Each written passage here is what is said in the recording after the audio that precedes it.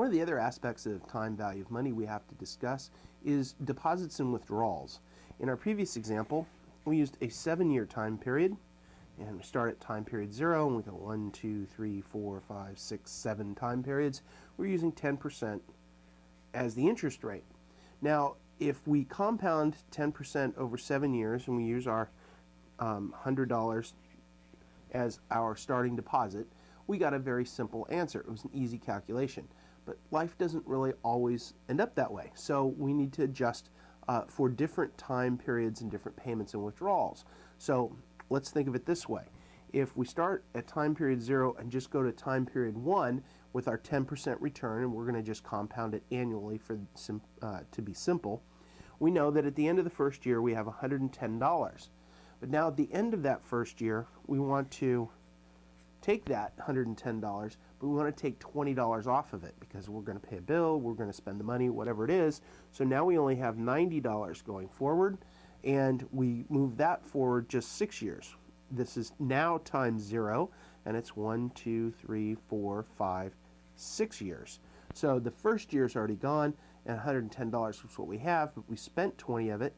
Now we only have 90, so we do a simple calculation there. Future value equals $90, which is the present value, times 1.10, raised to the 6th power, not the 7th power, because there's only 6 time periods, and that we find that equals $159.44, which if we add the $10 or $20 that we took away plus the $10, starts to come back up to the number that we have at 7 years.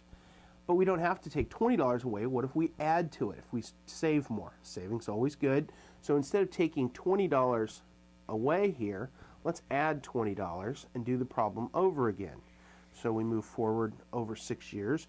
This is times 0 again. 1, 2, 3, 4, 5, 6 years.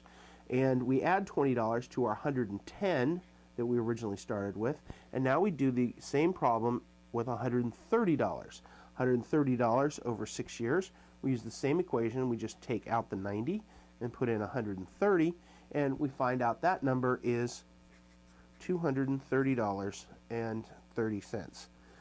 So you can see that when we start adding deposits and withdrawals to a timeline, it becomes a little bit more complex, but if you draw up the picture and think about what's going on, it's pretty much the same math that you had when it was an annualized payment. You just need to change the time frame and change your variables.